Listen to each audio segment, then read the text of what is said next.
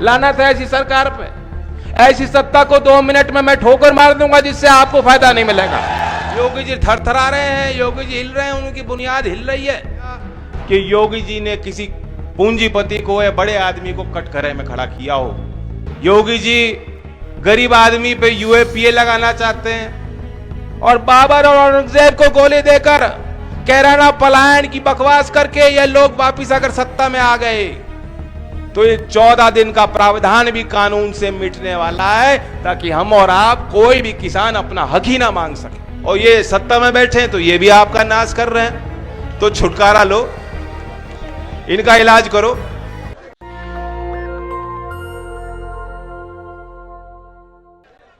लेकिन योगी तो ना तो मेहनत जैसे लगते ना ही वो मेहनत करते हैं।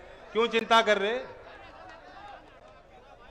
जनता कर देगी। अब के जनता ने तो मन बना लिया है, उत्साह देखो लोगों का। मैं आज इस अवसर पे दुष्यंत कुमार जो प्रसिद्ध कवि थे, उनकी बहुत फेमस एक कविता है, एक पंक्ति सुना देता हूं नौजवानों के लिए, क्रांतिकारी उनके विचार। शांति बना लो, आप लोग शांति से सुने। हो गई है पीर पर्वत सी पिघलनी चाहिए, हो गई है पीर पर्वत सी पिघलनी चाहिए, इस हिमालय से कोई गंगा निकलनी चाहिए। आज ये दीवार पर्दे की तरह हिलने लगी है, शर्त लेकिन थी ये बुनियाद हिलनी चाहिए। तो नौजवानों, बुनियाद हिलानी है, व्यवस्था बदलनी है। जिस व्यवस्था के चलते पिछली सर्दी में किसान बैठे थे राजधानी की सीमाओं पर अपनी मांगों को लेकर, अब दोबारा सर्दी आ गई। जिस व्यवस्था के चलते वो किसान की अनदेखी होती, जिस व्यवस्था के चलते लोकतंत्र में किसानों को कुचला जाता है और पीड़ित परिवारों को न्याय से दूर रखा जाता है, जिस व्यवस्था ने अर्थव्यवस्था को चौपट कर दिया, मेरे नौजवानों की नौकरी छीन ली, जिस व्यवस्था के चलते जिस जनपद के गन्ना मंत्री हैं वे अपने क्षेत्र के किसानों के साथ भी न्याय नहीं कर पाते।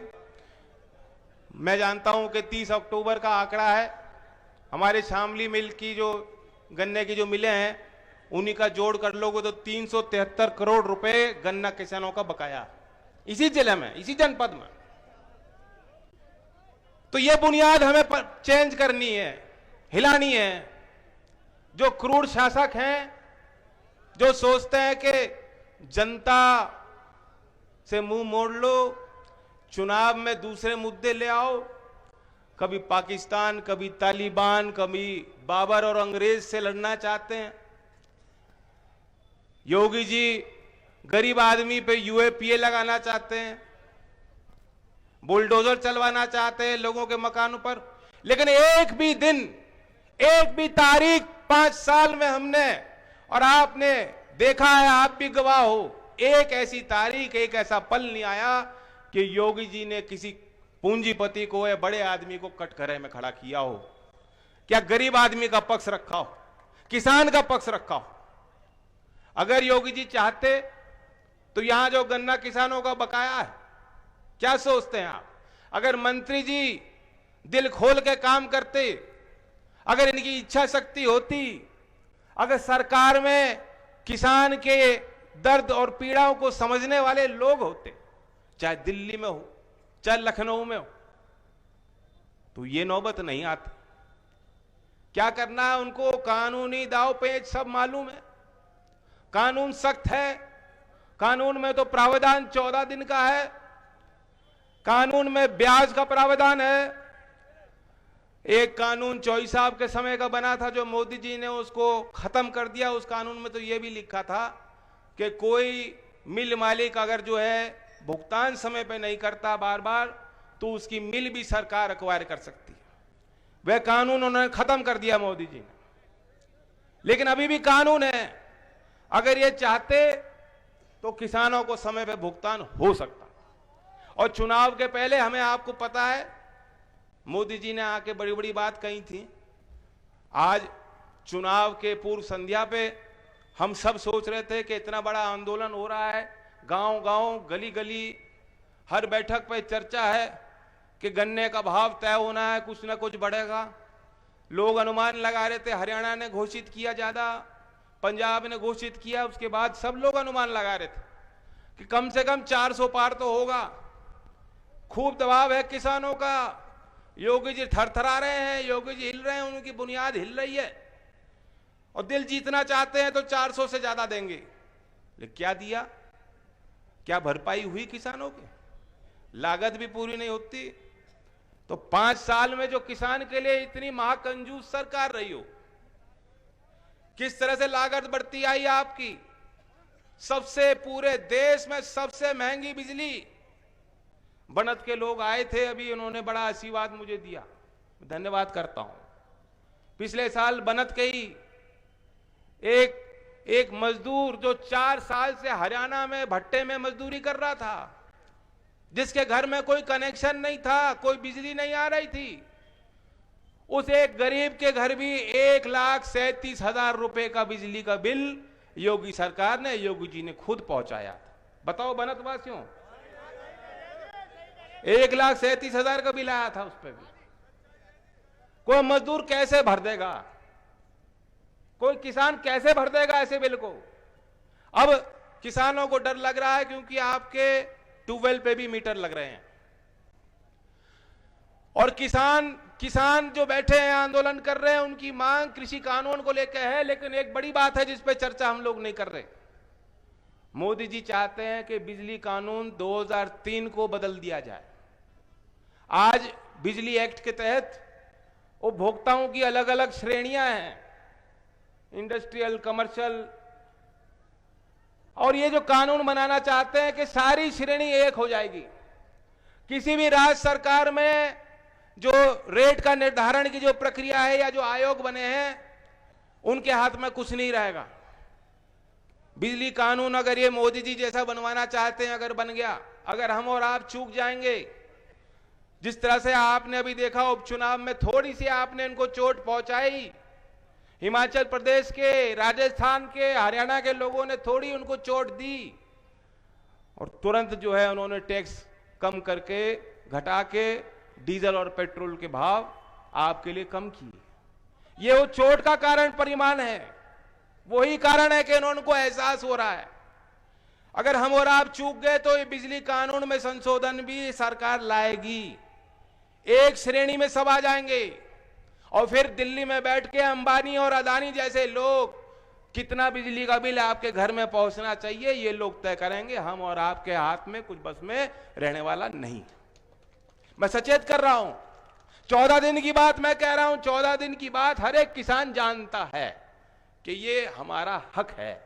आज नहीं मिल रहा 14 दिन में, 1 साल 1.5 साल पीछे मिल रहा है, तब भी कोई शिकायत किसान नहीं कर रहे कि मिल जा। लेकिन हम और आप जानते हैं, सब लोग जानते हैं कि आज कानून में 14 दिन का प्रावधान है। वो 14 दिन की जब प्रावधान जब तक कानून में लिखा जाएगा, देश के न्यायालय में, लोकतंत्र में, देश के सदन में, सड़क पे हम और आप बैठ के अपना विरोध भी जता सकते हैं और पूछ भी सकते हैं और हिसाब भी ले सकते हैं कि 14 दिन हो लिए। लेकिन अगर हम और आप चूक जाएंगे और बाबर और औरंगजेब को गोली देकर, कैराना पलायन की बकवास करके ये लोग वापिस अगर सत्ता में आ गए, तो ये 14 दिन का प्रावधान भी कानून से मिटने वाला है, ताकि हम और आप, कोई भी किसान अपना हक ही ना मांग सके। ये कोई बनावटी बात नहीं है, ये मत सोचना। बिजली की बात 2018 से हमने कहनी शुरू कर दी थी और आज असलियत है। आज एहसास हो रहा है लोगों को, उस समय एहसास नहीं था। यह भी बात कोई मनगढ़ंत बात नहीं, बनावटी बात नहीं है। नीति आयोग सिफारिश कर चुका, जो किसान की लागत पे जो फैसला लेने वाला केंद्रीय आयोग है, उसने सिफारिश पे हामी भर दी और केंद्र सरकार पे वो प्रस्ताव भेज चुके हैं कि 14 दिन को हटा दो और किसान को गन्ने की जो मिल है, चीनी जो मिल है, उनके पूंजीपतियों की कमर टूट जाती है। वो ब्याज नहीं चुका पाते, बैंकों से लोन लेकर जो है किसान का भुगतान कर पाती है मिल। ये दलील दी है, ये दलील दी है जो आपके वकील बैठे हैं दिल्ली में, ये दलील उनको मोदी जी के आगे रखी जा रही है। और अगर हम और आप चूक जाएंगे तो निश्चित तौर पे 14 दिन का आपका जो आज हक है वो हक आपसे छीन लिया जाएगा। वो कह रहे किस्तों में दो, 14 दिन की बात खत्म करो, किस्तों में दो। अगर आपने गन्ना सप्लाई कर दिया और कई किस्तों में 1 साल 2 साल 3 साल में आपको पेमेंट मिलेगा, क्या हो रहा है गुजारा? बच्चों की फीस भर पाओगे? शादी में जिस तरह से बैंड बाजे के साथ और शान के साथ, हालांकि मेरे विचार तो अलग है, मैं तो चाहता हूं शादी में ये सब नहीं करो। मेरी खुद की बारात में 50-60 लोग गए थे, चौधरी साहब भी ऐसे ही चाहते थे, सादगी से, लेकिन आपके बस में नहीं रहना। तो ऐसी जालिम सरकारें हैं, ऐसी व्यवस्था को बदलना है तो बहुत ही समझदारी से हमें और आपको आगे मिलकर चलना हो, बहुत प्रयास करने पड़ेंगे। ये सभा तो आपने बहुत अच्छी कराई है, लेकिन जितने लोग टिकट मांग रहे हैं उनको भी मैं हिदायत देता हूं, वो चिंता मत करो। और जितने हमारे बैठे हैं कार्यकर्ता, उनको भी मैं कहता हूं कि अपनी चाल और दुगनी तेज करो।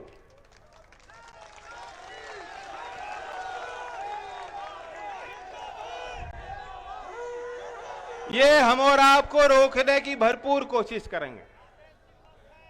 लखीमपुर की घटना हुई थी, उस दिन भी रोकने की कोशिश की थी। मैं बरेली गया, उसके बाद उनकी अंतिम अरदास पे किसानों के उन परिवारों के बीच जाना चाहता था, वहां भी उन्होंने रोकने की कोशिश की, लेकिन रुका तो नहीं। मेरा काम रुकने का नहीं है। मैं खुले दिल से आपके वादा करता हूं, अगर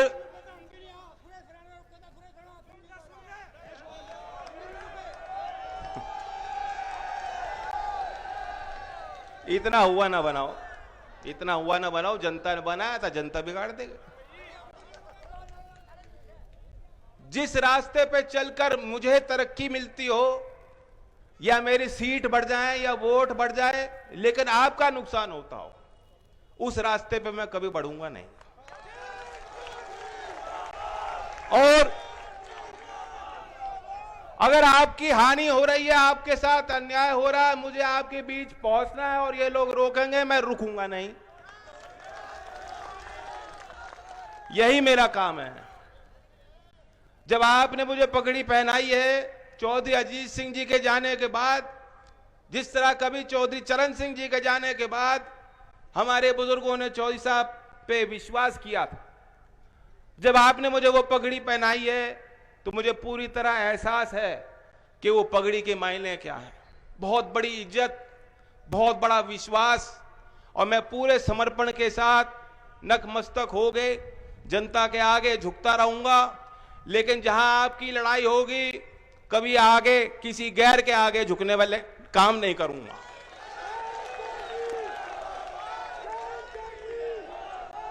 हमें यूपी की फिजा बदलनी है। मैंने सपना देखा है अपने शामली क्षेत्र के नौजवानों के लिए। अगर आप व्यवस्था बदलना चाहते हो, इनकी बुनियाद हिलाना चाहते हो, वैसे आना तो आज ही था मुख्यमंत्री जी को।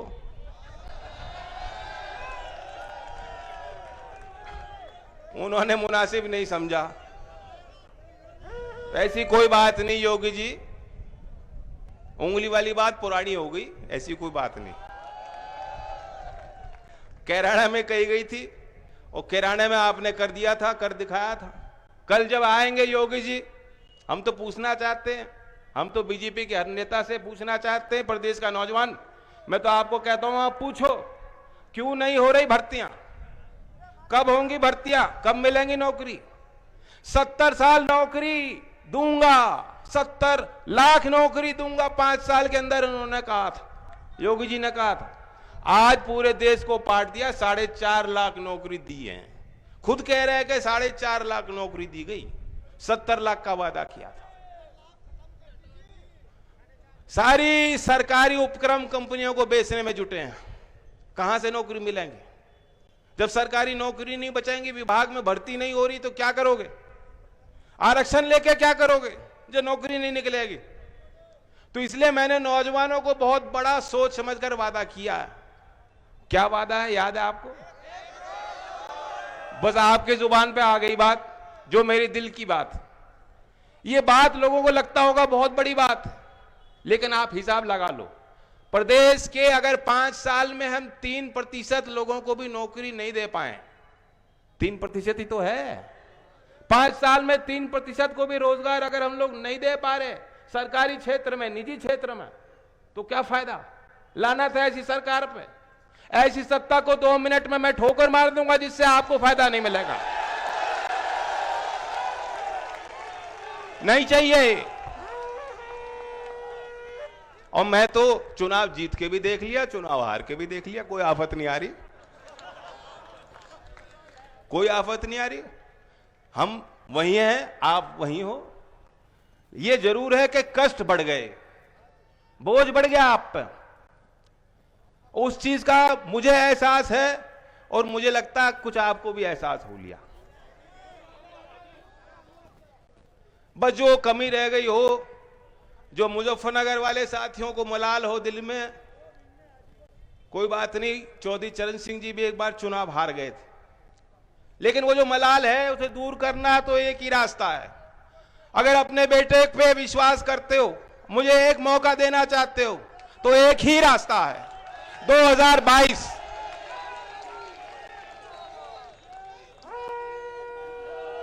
मुझे भी एहसास है हम लोगों की मजबूती क्या है, हम लोगों की कमजोरियां क्या।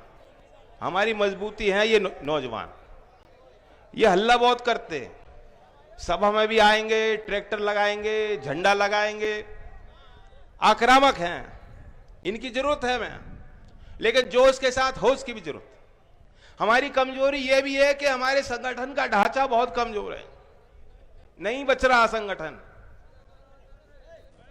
हमारे संगठन के सभी जिम्मेदार लोगों से मैं उम्मीद करता हूं कि आने वाले 2 माह के अंदर हर गांव में कार्यकर्ताओं को मैं देखना चाहता हूं। हर गांव में प्रशिक्षित कार्यकर्ता हमारे होने चाहिए। आज ही मैं ऐलान कर रहा हूं, आने वाले समय में हर रविवार को हम अभियान छेड़ेंगे, बहुजन उदय अभियान। जो वंचित समाज के लोग हैं, जो गरीब तबका है, जो मजदूरी पे गुजारा करते हैं, उनके बीच पूरी पार्टी के सभी जिम्मेदार लोग, जो पूर्व विधायक हैं या जो विधायक बनना चाहते हैं, जो जिला अध्यक्ष हैं, जो महासचिव हैं, और आप लोग भी अगर राजी हो तो आप भी साथ जाना। हर रविवार को उनके गांवों में जाना है, उनके बीच जाना है, उनकी समस्याओं को समझना है, उनकी रग पे हाथ रखना है, उन्हें संगठन में जिम्मेदारी देनी है। संगठन में होगी भागीदारी, सत्ता में होगी हिस्सेदारी। ये बहुजन उदय अभियान का नारा है। अगले रविवार 14 तारीख में मैं उम्मीद करता हूं आप इसमें अभियान में जुड़ेंगे, और हर रविवार को समय निकाल के, ताकि जहां आज हमारी कमजोरी है वे कमजोरी दूर हो पाए। ना अब के मैं पहले करंट लगाऊंगा तब टिकट दूंगा।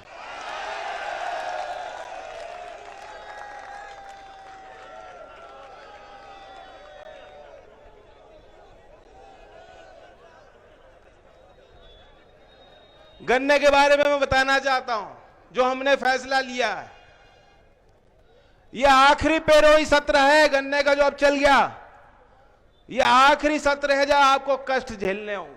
आगे आपको कष्ट झेलने की कोई जरूरत नहीं। जब आपकी सरकार आ जाएगी, 1.5 गुना लागत पे मूल पहले ही सत्र में घोषित करेंगे, और उसके बाद जो महंगाई का सूचकांक है, आपने देखा होगा सरकारी कर्मचारी होते हैं, वेतन बढ़ाओ वेतन बढ़ाओ, उनको आंदोलन करने की जरूरत नहीं होती, सरकार बढ़ा देती है। डियरनेस अलाउंस मिलता है उनको, महंगाई का भत्ता मिलता है उनको। जैसे जैसे महंगाई बढ़ती है उनकी जो पगार तनख्वाहें बढ़ती जाती हैं।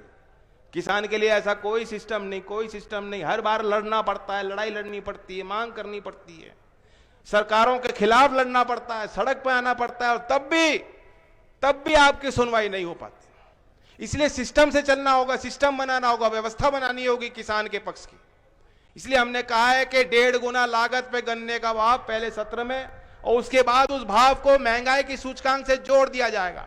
उद्योग को भी मालूम होगा, मिल मालिक को भी मालूम होगा और किसान को पहले मालूम होगा कि हमें भाव क्या मिलने जा रहा है।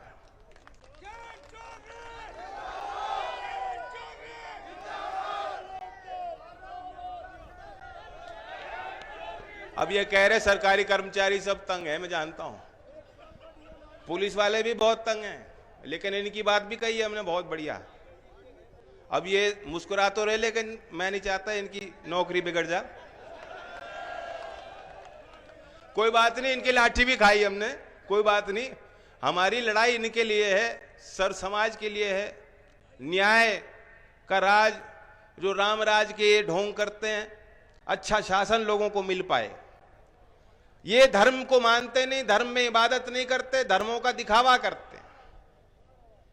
लेकिन मैं जानता हूं कि उन विषयों को सत्ता और शासन से दूर रखना चाहिए।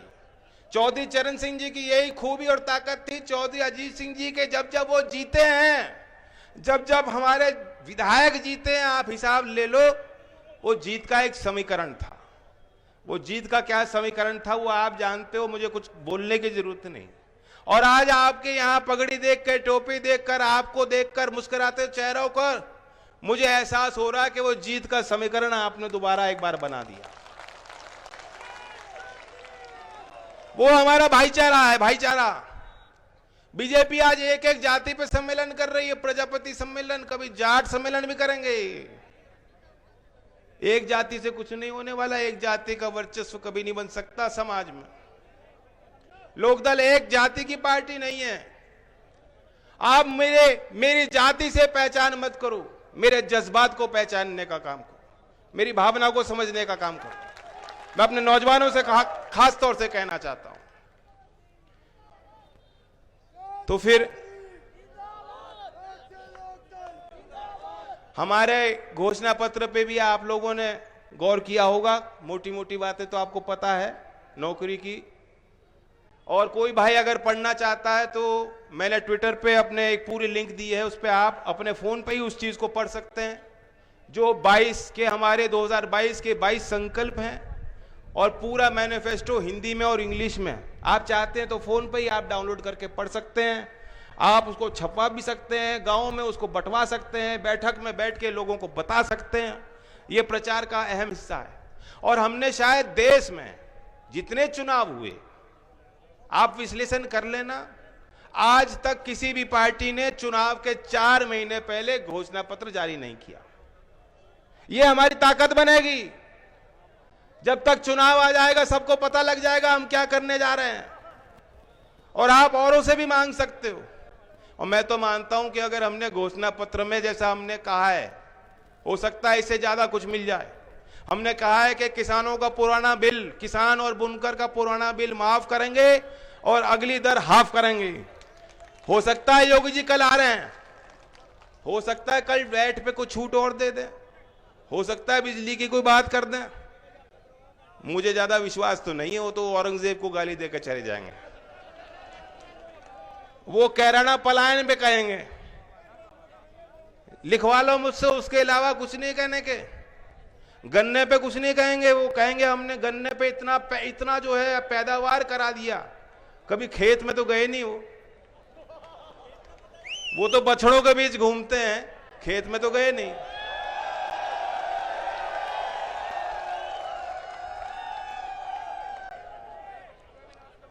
तो जैसे ये खेती का भी नाश कर रहे हैं, ये जो छुट्टे घूम रहे हैं खेतों में, ये भी तो नाश कर रहे हैं, किसान का नाश है। और ये सत्ता में बैठे हैं तो ये भी आपका नाश कर रहे हैं। तो छुटकारा लो, इनका इलाज करो। एक एक दिन बहुत कीमती है, अब वक्त नहीं बच रहा, 4 महीने नहीं बच रहे, एक एक दिन बहुत कीमती है। इसलिए मैं आपसे उम्मीद करता हूं, मुझसे मिलने की होड़ मत करना, दिल्ली की दौड़ छोड़ दो। कोई टिकटार्थी अगर टिकट चाहता है हासिल करना, दिल्ली आना बंद करे, गांव में जाए, क्षेत्र में जाए, किसानों में जाए।